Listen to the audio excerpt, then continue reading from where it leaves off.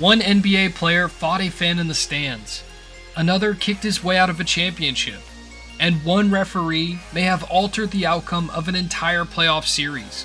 These are the moments the NBA wishes you'd forget, but we're breaking them down frame by frame. Welcome to the most chaotic, unfiltered, and unapologetically wild chapter in NBA history.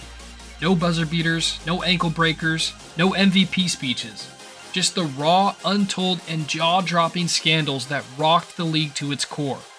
These aren't just lowlights, they're flashpoints that changed policies, ended careers, and exposed the darker side of the NBA. This is the stuff that gets buried, but today, we're digging it all up.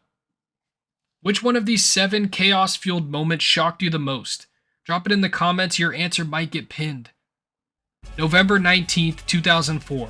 The Palace of Auburn Hills. What started as a heated matchup between two contenders turned into one of the darkest nights in NBA history. With less than a minute left, Ben Wallace shoves Ron Artest after a hard foul and tensions explode. As things on the court start to simmer, a fan throws a drink. The moment that changed everything. Artest bolts into the stands, Steven Jackson follows, Jermaine O'Neal's punch nearly levels a fan. Security, overwhelmed. Chaos, unstoppable. And the numbers, absolutely brutal. But the fallout went deeper. The NBA revamped security, added new player-fan conduct policies, and changed how close fans could sit near players. This wasn't just a fight, it was a cultural reset for the league. Jump to 2007. Tim Donaghy, a veteran referee, is exposed for betting on games that he officiated in. It wasn't just a conflict of interest, it was potentially the biggest integrity crisis in the NBA history. Donaghy didn't just place bets, he shared insider information with gamblers. He called games to impact the spread and turned ref whistles into weapons. And what's worse, some people believe the league knew something was off. The scandal raised big questions. How much power do referees have? How do we protect the integrity of the game? To this day, conspiracy theories still swirl, and some fans may never fully regain trust. If your jaw's on the floor already, hit the like button. We're not even halfway through yet. 2016. The Warriors are chasing the greatest season in NBA history. 73 wins. Unstoppable. Until Draymond Green kicks Steven Adams and earns a suspension during the NBA Finals. Draymond misses Game 5, LeBron James and Kyrie Irving combine for 82 points. The Cavaliers gain confidence and suddenly the Warriors go from untouchable to unraveled. One emotional outburst changed the narrative forever, and the Cavaliers complete the greatest comeback in finals history. Long before Ron Artest leapt into the crowd, there was Vernon Maxwell, nicknamed Mad Max for a reason.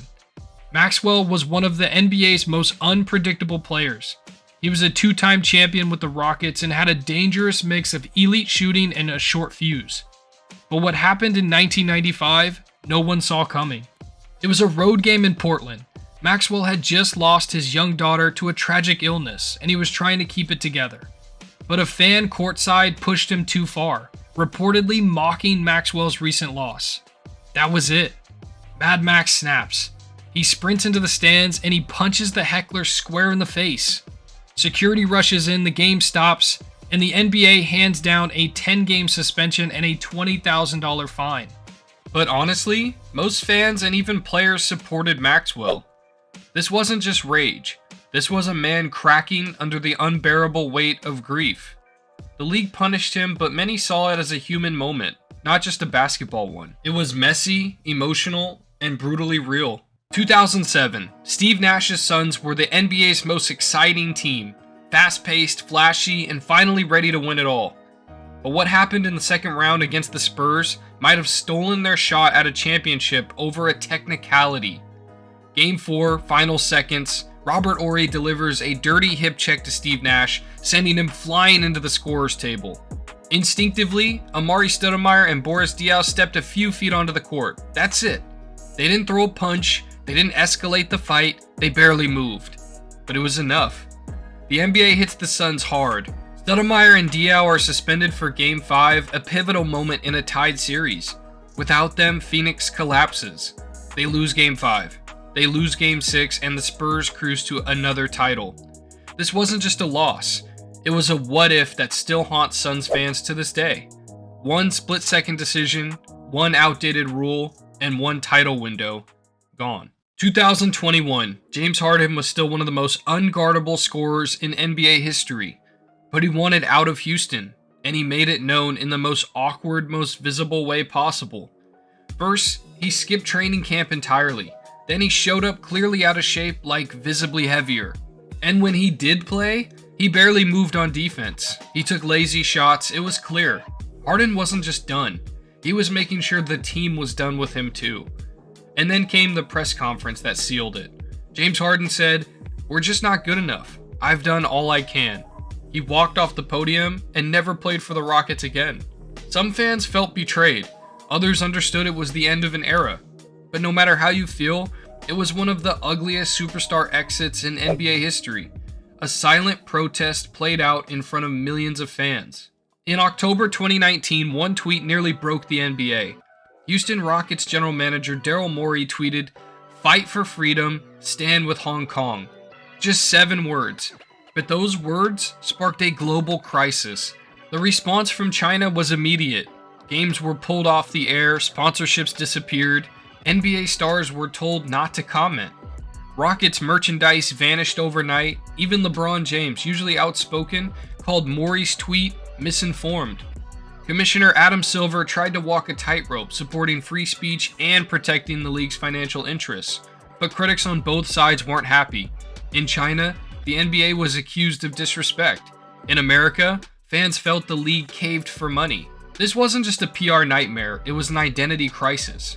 Was the NBA a global business, a platform for free expression, or both? Morey's tweet was deleted, but its consequences are still being felt today. What's wild is how many of these meltdowns were ticking time bombs long before they exploded. Behind every punch, every walk-off, every suspension, there were warning signs, but no one wanted to listen. And when the chaos finally hit, it wasn't just the players who paid the price. Coaches got fired, fans got punched, legacies were altered, franchises spiraled, and for some guys, it changed their entire careers overnight. And maybe the most haunting part, we'll never know what would have happened if these moments didn't go off the rails.